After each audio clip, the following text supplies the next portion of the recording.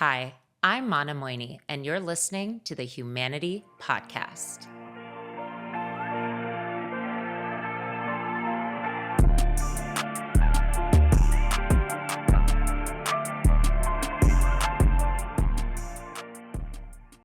Hi, everybody, and welcome to the Humanity Podcast. I'm your host, Mana Moini. My guest today is a branding strategist with over 15 years of experience in the entertainment and marketing industries. She's a business owner, a wife, a mother of four, and a personal branding guru. I want to welcome my friend, Anthoni Allen to the show. Hi, Anthony. Hi, that was so beautiful. Oh my God, you're so good at this. Oh my gosh. Well, you know what? I am so excited to have you on.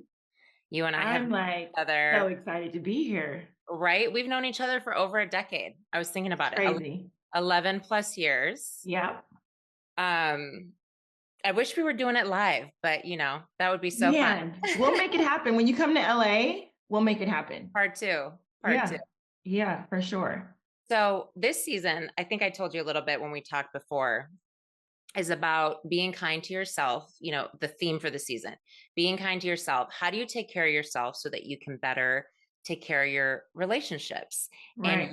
you were like one of the first people I thought of, because I have always admired just your confidence. I remember when I first met you, you were like, I'm going to do this and I'm going to start my business. And you've always believed in yourself. And I know probably not every day is great, but Right. I've really, really admired that about you. And so I was like, she needs to come on and I need to ask all my questions. So I'm just really excited for this conversation, truly. That's very sweet. Thank you for acknowledging that. Thank you for seeing me. I appreciate that. Thank you so much. Always, always. I wanted to ask you if you could start out, but just telling the listeners a little bit about yourself, and then Mhm. specifically what made you kind of get into your own business and your own thing. Yeah. So hello everyone.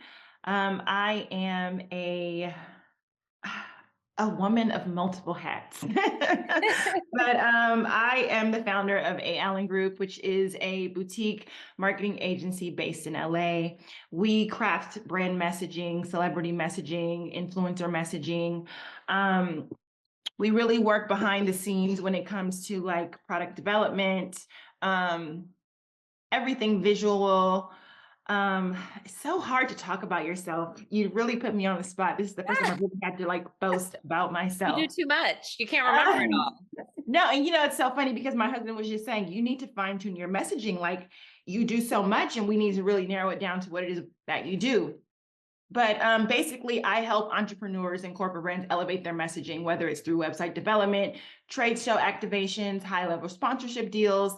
I work with NFL players on the brand partnership side. I work with celebrity brands, corporate brands. So, pretty much that in a nutshell is what the agency does. On a personal note, I have just launched an online professional entrepreneurial coaching business. So that is currently what I'm working on now, in addition to running my agency. So it's been fun. And it's a ride. I'm here. So tell us, at what point you were like, I'm going to do my own thing. I want to start. I think I've always had an entrepreneurial spirit. I was never satisfied working for someone else just because I didn't like someone dictating my time and what I had to do with my I always wanted to do more than what was asked of me, but it wasn't benefiting me. So I was like, how can I apply this skill set that I have to my own efforts and my own visions and dreams that I want? So it was always a difficult task for me to work for somebody else. And then just being on somebody else's strategy and their timing, and it just never really aligned with my personality. But I think when I gave birth to my son, I really realized, okay, a shift needs to happen here. I need to really just for him, just looking at him, I need to be able to offer him the world the best that I can do. So I have to put my best foot forward. And if that means, stepping out and dipping my toe into the entrepreneurial space, that's what I'm going to do. So, I mean, literally, once I was able to be active again after he was born, I was active again. I mean, it was hard in the beginning. I mean, I was, a single mom, and I don't want to let that be a burden because that was an actual blessing to me. It was the kick in the butt that I needed. And, I just put a plan in place, and I really looked at myself and my strengths, and I tried to turn that into revenue. So that's really where it started. Well, I like that, turning Yeah, strengths into revenue. absolutely. Absolutely. That's what it's all about. So I'm just going to go right there. Yeah, Like, let's do it. starting your own business is really Mhm. tough. Yep. Growing your business is tough. Like, how do you and how do you recommend like handling disappointment, handling making mistakes, handling things not going your way? Because those are the types of things that prevent people from, you're like 15 years deep in your business. So You how do know you like what? move forward from something like that? Right. I always knew that I can go back home. Like I always said, okay, if I do this, I can always move back in with my mother. I can always move back in. I can always just go back home. So it's worth a try because I really have nothing to lose because I have a place to go. Right. And that's how I thought about it. Like, okay, if I quit this job and just, put all my efforts into this basket, I mean, if worst come to worst, I can always just move back home and figure it out again. So I always knew that like I can always start over. You know what I'm saying? And it wasn't like, oh my God, this is it for me. And I think when you have that mentality, then you can take more of a risk when you know, like, okay, it's not the end of the world. I'm going to try this. If it doesn't work out, then I can always go back to that 9 to 5. I can always apply for another job. I can always, figure out, I can always go work at the grocery store if I have to. Like I was never afraid to like hustle. So I think for me to sit here and tell you, oh, I was just so determined. No, of course I had doubt. Of course I dealt with disappointment, but I always, always just kind of looked at the bigger picture and was just kept moving forward. And there's like no shame in starting over. I think a lot of us, there's such a fear in having to like, thinking we might fail. So we never try, Yeah, but there's no shame in absolutely. starting over. Absolutely. What would your advice be to somebody that's like at the beginning of their journey of entrepreneurship? Like, is there anything that you remember that you're like, I wish somebody would have given me some advice on this? You know what? I feel like I learned everything the hard way. Like I never had a handout. I called on people. Hey, can you connect me with X, Y, and Z for this? And they never did. So I literally had to do everything on my own. And I think I just learned that's where I gained the confidence because I knew that I had to prove to myself that I could do it. They always say, like, once you make a commitment to yourself, you gain confidence when you actually follow through with that commitment. So that's where confidence stems from, is what I'm told. And I always had to do it on my own. So I was very, very confident in myself that I would get it done. And I always try to figure out a way to get it done. I remember initially when I first started my company, my motto was get it done. We get it done, period. Ill. Thinking back on that cringe moment. But that's literally how it was for me. It was just, you just have to get it done. You're going to figure it out. And of course, even starting out as a publicist, like not having the leads, not having the contacts for the magazine placements, not getting a client and not knowing how I'm going to get them the placements that, they really want, but just researching and figuring it out and knocking on doors. And of course they were slammed in my face, but I'm going to the next person. Like I was always a diligent researcher and I was always very persistent, very, very persistent. Get it done. And some days that's really hard when you Yeah. got a lot of things coming at you, depending on the size of your business. But I think that's great advice. I think that kind of ties into adversity. Obviously, all of us have had some in our journey. Mhm. Is there a point of adversity that kind of shaped your life? And I don't want to take your story, whatever you're going to tell, away from you, but I know that there's a specific story that you've shared on Mhm. social media that I really, you know, I thought was such a great learning. I don't Mhm. know if you want to, if you know what I'm talking about specific. You're talking about when I was blacklisted. Yes. So you can share that one or another one, but No, yeah, totally. Let's get into it. I mean, people don't talk about it a lot, and people, there are a lot of people in this world that do not want to see you win and will do anything and everything to prohibit your gift from shining through. And I think that's a situation that happened with me. I got a job as an executive assistant and I poured everything into this job because as an executive assistant, you really wear all the hats and you do all the things. And it was this big time talent agency, and I was just so just, I mean, immersed in my job. Like I loved it. I breathed it. And my boss, I was her protector. You know what I mean? Like you had to basically get through me to get to her. And she kind of groomed me to be this very like, like kind of like pit bullish, very, kind of like, like protect me, you know what I mean? Like screen my calls. And, she kind of groomed me to be like, very like a security blanket for her, So I think that in doing that, which is not like myself, right? Because I feel like I'm a very kind, nice person. But I think in doing that, and it was my first job, and this is how she was grooming me to be. I was tough, I was fierce. I didn't take mess. If you were 5 minutes late for a call, she wouldn't take the call. Like, it was just kind of like a devil wears Prada like energy.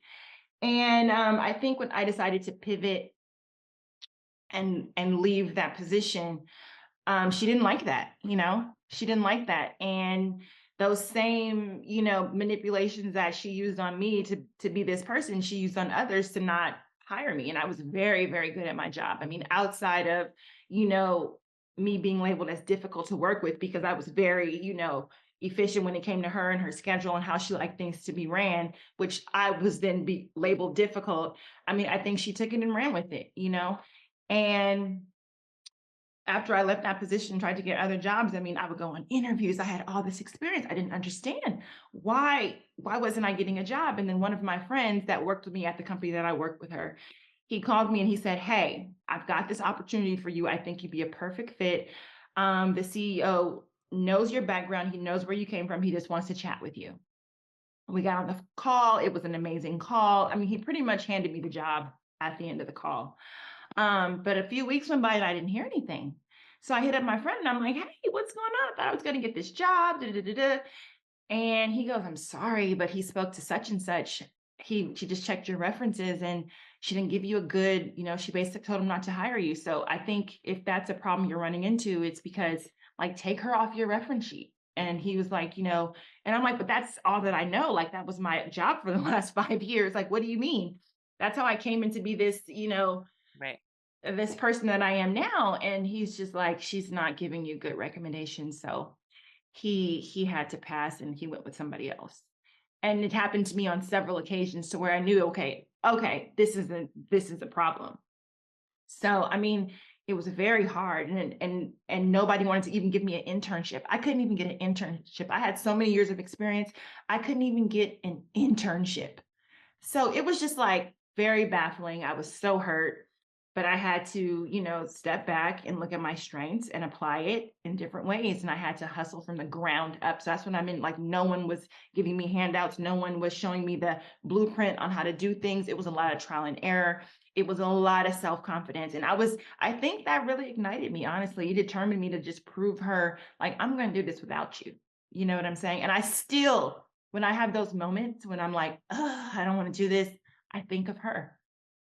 Wow. I do. I really, really do. I think of her. And I mean, I have to say it was a blessing in disguise. At the time, I didn't, 15 years ago, I didn't see it that way. But definitely, it was a blessing in disguise for sure. And you could have quit, right? But you took that moment of adversity and like used it as fuel, Oh, yeah, which is absolutely. it's hard to do in the moment.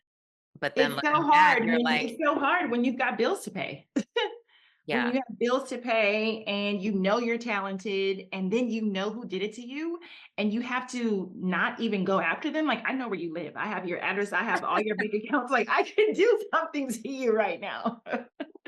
You know what I'm yeah. saying? It's taking everything in me to not do that. Um, but yeah, it was something that I honestly just overcame. Like within the last maybe like 3 years, I actually just forgave her in my own Mhm. mind, because I felt like it was a lot of hardship on me that I didn't have to go through. It's so interesting that you say that because I think we're around the same age. Mhm. I also have been looking back at certain people in my career that maybe gave me like really tough feedback or just were really, didn't communicate well. And that's kind of sticks with you. Like Yeah. there are certain people that treatment, whatever it was, like sticks with you. And it's funny because I also had a moment where I was like, I just got to let that go. Like that's Oh, not yeah. who I am. I've grown. So it's really interesting. I feel like everybody has that like one or two people But it takes for you to come to that aha moment when you're just like, I just got to move on. I got to stop holding on to right. it because this Exactly. person ain't thinking about you. That person has moved on with their life. Have And you ever run into her? a year or so, or like 6 months into me leaving her, she tried to get me to come back. You really should, think twice about this. I'm still best friends with my boss of over 25 years ago. I can hold a lot of weight for you in your career. You should really think twice about this, like a threat almost.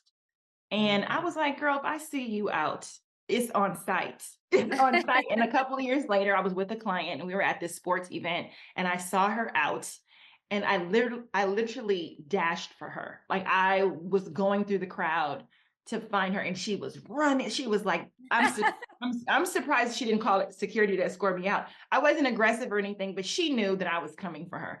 I just kind of wanted to just look her in her face and say, why? Right. Why? But I never got the opportunity to do that. I've never seen her since then. And we still run in the same industries. We still have a lot of the same, colleagues and friends. And I mean, Yeah. it is what it is. It's like a half burned bridge. You don't want to burn them all the way, right? Because Yeah. you never know when you need to cross them again. I was just talking to somebody about that. So obviously this kind of ties to personal branding, but Yeah. in a different way. It kind of Mhm. she changed or wanted to change your personal brand. So you're a personal branding guru. You have a course coming out helping people level up their personal brand. Yeah. Why is a personal brand important? Well, a personal brand to me is important because it sets the tone for all of your entrepreneurial efforts. Um, for example, professionally, you may have a corporate job, right? You may have a corporate, hypothetically speaking, putting it in the universe, you may have a corporate job, but personally, that's not who you are. You have other aspirations, other interests, other things that you would like to do, but professionally, this is what you're known for, this is what you do, and this is what pays your bills. Um, but personally, you may want to start a podcast. You may want to start a business on beauty or hair or whatever.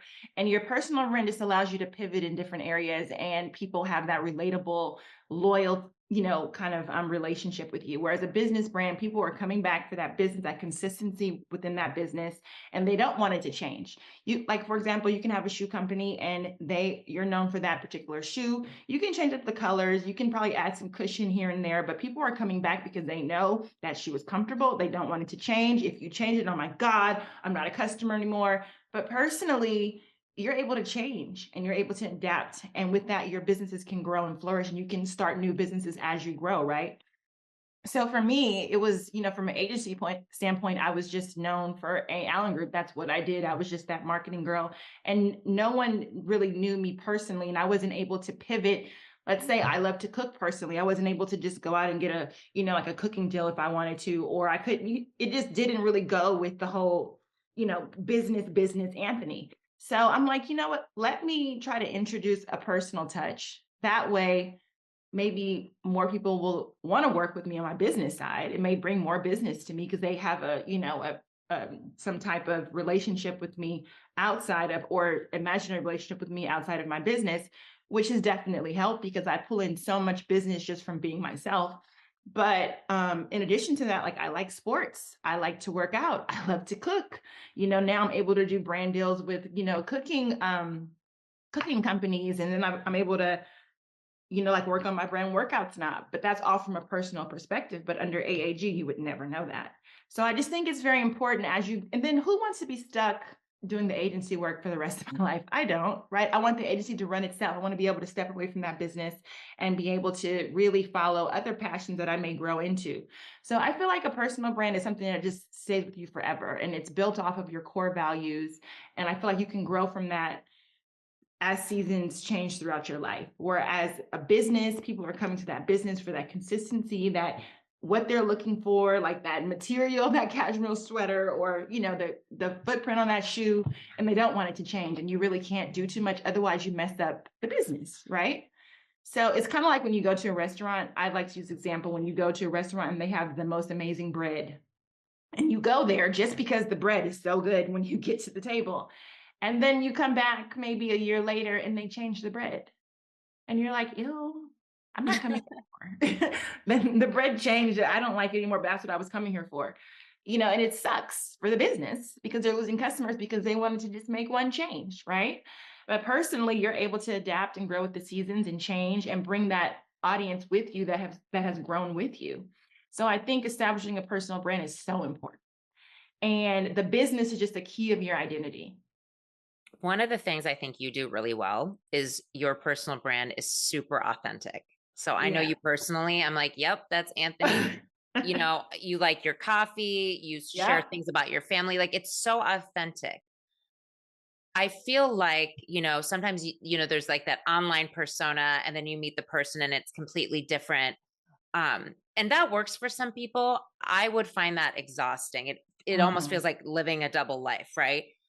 How do people stay authentic while figuring out like the right amount to post and the right things to do on social media? Like, how does that become more organic versus like feeling like a job and feeling super forced to like share your life?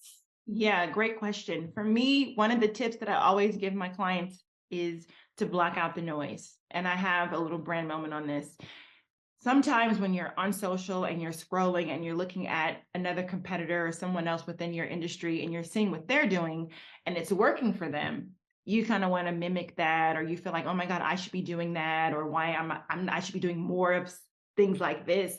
But if it's not something that's authentic to you, and then you create the piece of content and it doesn't do well, it may not do well, or it may do well, and then now you have to hold up that same image of the other person all the time, right? Right. And you have the burnout, right? So I always say block out the personal noise. Like one thing for me, when I post and go. I I go on Instagram, I'll post what I need to post, and then I leave. Like I don't stay there and scroll. I may like get in bed at night and kind of like go through a couple of the motions on my business page or whatever, but I'm not scrolling and I'm not looking at what other people are doing because then that's going to get in my head. It's happened to me before, which is why I was so stagnant in building a personal brand because I felt like I couldn't compete. Oh my God, these other girls have these marketing agencies and they're doing this, they're doing all these seminars and da-da-da. I'm not doing anything. I'm just working with my clients and da-da-da. It got to me. But then I was like, that's not for me. I don't even like to public speak, honestly. Like, I can't even do it. The last time I did it, I totally bombed. And it's just not for me. That's why those opportunities are coming. But I need to put out there what I want to come back and return. So I just feel like somebody can have a great piece of content and it can be a great idea, but make it your own. Like put it into your own voice, your own messaging, because when you're yourself, you really do attract your tribe. Like your authenticity like attracts your customer. I always say that. But if you're fake, it's like you're never going to get the customer. You're not going to be able to resonate with the customer. They're probably going to see through you after a certain while, and you're going to have to put up this persona, and it's going to be so tiring, and you're going to hate your job. You're going to cringe going on socials because why? You have to create something that's not authentic to you, and you have to be someone that you're not. But when you are authentic to yourself and you block out the noise and you can create from a point, like I always have to say, okay, let me take a step back. I personally do not plan my content, believe it or not. Like I kind of just will post something in the moment and I'll write it and I'll just be like, I'll reread it a couple times to make sure, I didn't misspell anything because I'm good for that. And then I'll just post it and go. Like I'll just post it and go. And then when I come back at the end of the day and I see the engagement and stuff, I see what people like. But I just really try to be my authentic self because I want to attract the people that are for me. Right. And I encourage everyone else to do the same. Is there like a time frame before you've really built your personal brand? You get what I'm saying? Like how long do you post for? Or how long do you kind of have to create till people are like, oh, okay, that's Anthony. She likes coffee. She likes, like I how long does think that I think it take? just depends on the kind of business you want, right? Like I definitely want for me personally, I like a lifestyle brand because I like everything. I like fashion, I like to cook, I like to be with my family, I like to travel. I want all the things that life has to offer me, right? But I'm also a businesswoman. And if you notice on my personal socials, I don't really incorporate too much of my AAG work because I don't want that to take over my identity because it's not like the most realistic thing, right? It's not like, yeah, it's part of my life, but it's not me. It's not who I am. So that's why I have two different accounts. I have one for strictly for my AAG work and the products that we produce and all the great magic that we do over there. But then when you come to my personal side, I mean, it's more of a relationship.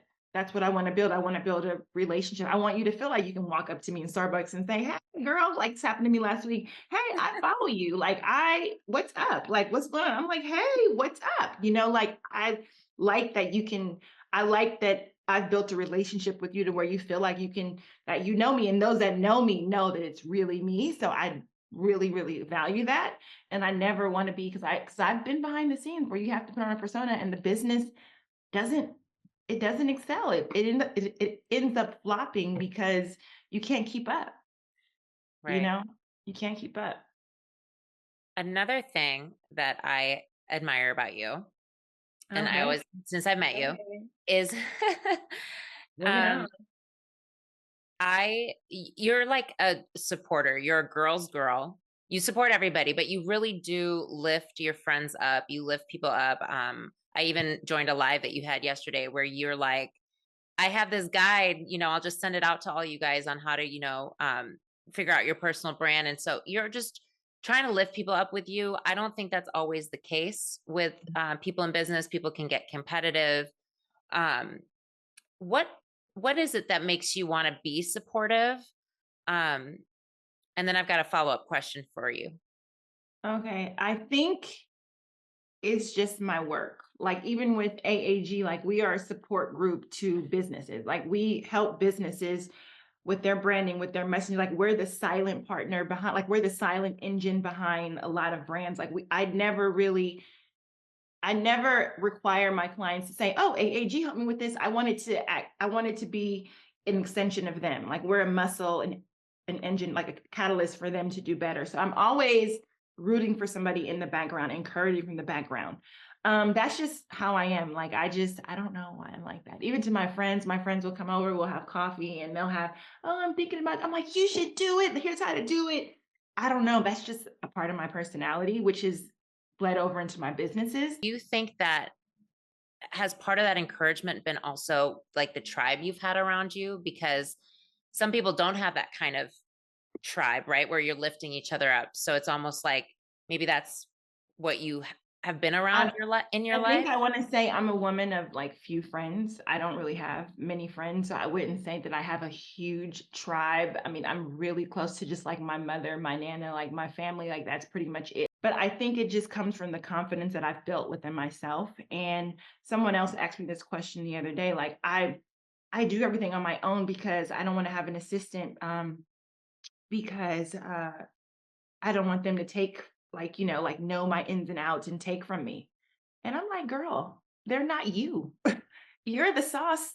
I can give you referrals on photographers and places all day, every day, but I'm the sauce. The photographer can shoot you, but I direct the photographer. I'm the creative behind it all. So why does it hurt me to give the photographer more business? Why does it hurt for me to refer somebody else? Because I mean, I'm the sauce. So I'm just very, very aware of my talents, and and I know that no one can take what's for me from me. So I'm the type to share and to uplift because we don't do things the same. Like we just can't. We're two different people. And I know what I bring to the table, but you may bring something else great to that same table. So why can't I recommend you to the table? Like what?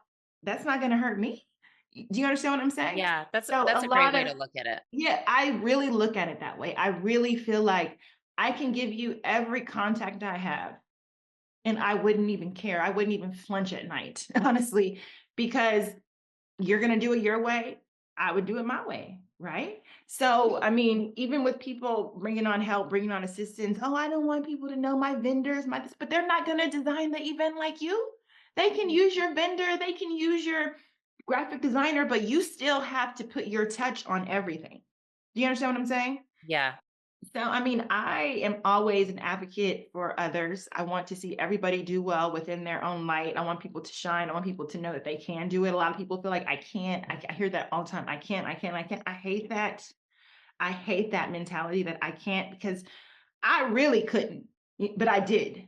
Do you get what I'm saying? And so many people in this world have came from nothing, immigrated here, and have started from the bottom, and they have done it. So people whining about what they can't do, or not wanting to research, or not wanting to put in the work. I mean, I have no sympathy for that. But if someone is showing me that they want to do something, I have no problem with helping in any way that I can. And I'm a believer, like what you put out, you get back. Yeah. Like you never know when that person that you helped out might end up helping you, and vice versa. So I really think that's I believe so that's the important. case in being kind to people. Like, I don't do things for someone because of what someone may be in the future or what they can do for me.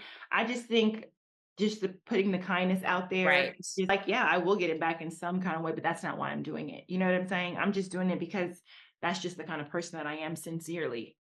And it Right. makes me feel good. You know what I'm saying? I know you said you're a woman of a few friends, but Yeah. what's the importance of having the right friends around you?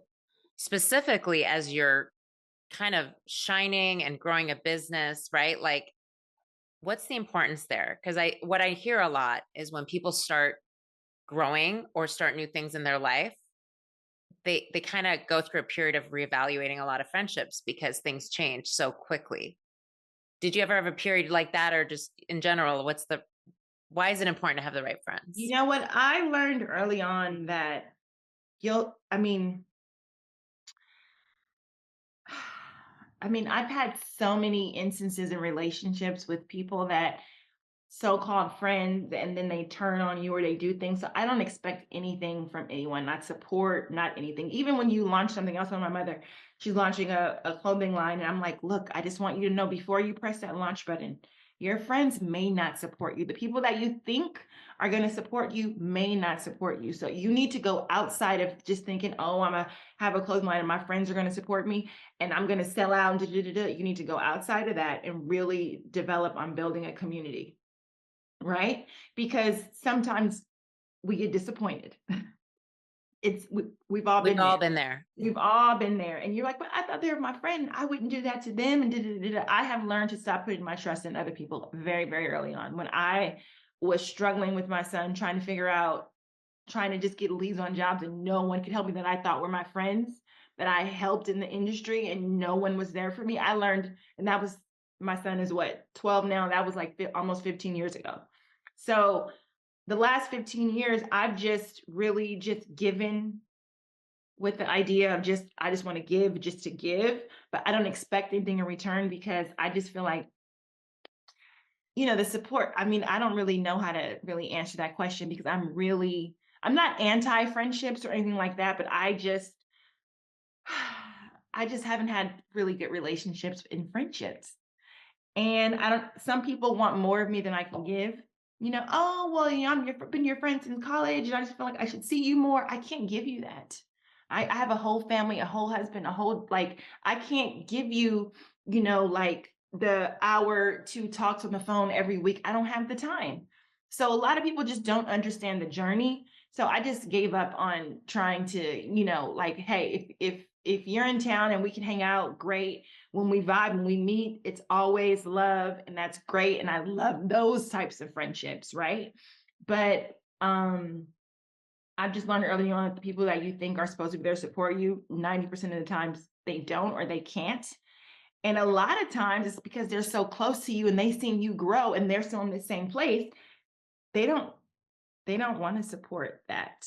Do you understand what I'm saying? So Mhm. it's a hard realization in term to come with, but I think instead of, being sad about it, I just always picked up and moved on, which kind of sucks, right?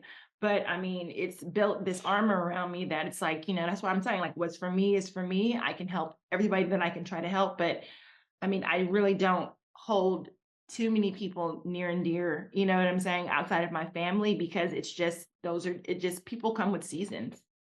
Absolutely. I was just going to say life's a journey. Some people Mhm, are along for the ride, some people are along for a season, a mhm, reason, or a lifetime, right? So, mhm, so mhm. everything that you've learned, I know it's been a long road. Right. Is there any advice you would give yourself, like say 20-year-old Anthony? I don't know. What would I give my advice to my younger self? Um, I mean, you Personally, live a life of no regrets. I feel like you're very much, you own what you've been through. So, yeah, yeah, and that's beautiful too. but I'm trying to think. I would just say get started on whatever it is your passion is as early as possible. Like if you know that you don't like working for somebody else, be an entrepreneur right away. Don't let somebody tell you, oh no, you have to have years of experience to do this, to branch off. No, you will get stuck in this corporate ladder and then people will put their energy on you and you'll never start. I just wish that I probably would have started sooner. I mean, that's one thing because I knew even from 15, 16 years old that I was an entrepreneur. Like I knew, I knew I was destined for that. And I wish I kind of would have leaned into that. And I don't think I had, I didn't know. I didn't know that I could, right? Until I just did it. But I feel like had I done it earlier, I think it would have been a game changer as well. It would have been crazy. But I would just say listen to your intuition. And if you feel like something isn't right, don't just stick with it because you think it's the right thing to do. Like pivot from a situation instantly. Like leave if you have to leave. Um, you Listen to your know, gut. yeah, from how we met. Like I had to pivot and I did. Yes. And you've So done amazing things since. yeah, So yeah, for I love sure. that. I think a lot of times, again, fear of change, fear of, you A know, lot of people are fearful. failing. For I, for a long time, didn't start anything. I think for years, I have like notebooks full of like ideas that I never, I would spend all this time making my Really? notes pretty. Yeah. And I think it's the comfort. And here's what it is. It's boxing yourself into what society tells you you're supposed to do or what people think But you're supposed to do. yeah, And when you start coming out of that box, it's beautiful it's because, beautiful. I And think then I'm learning to love myself more than I ever did before and things about myself that I didn't even know, you know? this is a whole new you, honey. I am so proud of you. I was looking at all your socials and your meetups and everything, and I'm just like, good for her. Like, good for her. I just remember us having ramen, what, a year ago. I was pregnant. And Yes. And I didn't even we know I was were, doing this a year ago. yeah, yeah. I'm It's just really proud of you. Thanks, girl. That means a lot. That Seriously. means a No, lot I'm, because, you're in this world of mhm. branding and all that. Um, the question I want to end with is Yeah. ties back to the theme of the season, Okay. which is, being kind to yourself. How do you show kindness to yourself, especially on the days that are tougher? I show kindness to myself by listening to my listening to my gut. Like sometimes I'll be tussling with something and it'll be tough. And I just always trust myself. I just always trust, even if it's me taking a day off. If I wake up and my body is tired, I can be like, no, I have to work, but I have to work. But if I'm tired, like I'm shutting it down. Do you get what I'm saying? Like I'm just really learning to trust my body, learning to trust myself. If I need a day to slow down, like it's not hustle, hustle, hustle anymore. Like that's not the way. Like it's no more multitasking. It's like doing one task thoroughly and to the best of my ability. It's taking the time to really respect myself and giving my all to my craft. It's about me now, right? So I'm very kind to myself in that way. If there's something that I want for myself personally, I'm going to do. I don't care if it's a hair appointment, if I want to go to the nail shop, if I want to go work out, if I want to go out to dinner at this certain place, I'm going to do it. Like I'm going to listen to myself and do what I want to do at this point. And I just wish everyone had that courage to kind of just block out the noise and tune into themselves, whatever it may be. It may be going on a solo trip somewhere, or it may be, taking a leap of faith and starting that business or researching something that you never knew existed. Just anything, but listening to like whatever that is inside of you is being kind to yourself because you're valuing, like your inner voice. And I think that's so important because a lot of times we dismiss ourselves. We always dismiss ourselves. When we're stressed or anxious, I know I do it. The first thing I do is dismiss myself. Okay, I Yeah. got so much going on. I just won't go to the gym. Yeah, Right. no, And no. I'm working on exactly what you just said, which is hang on, no, I'm going to do this because it's actually going to set me up to be more successful in the Yeah. other stuff if I take care of myself. Yeah. So I love Yeah. that.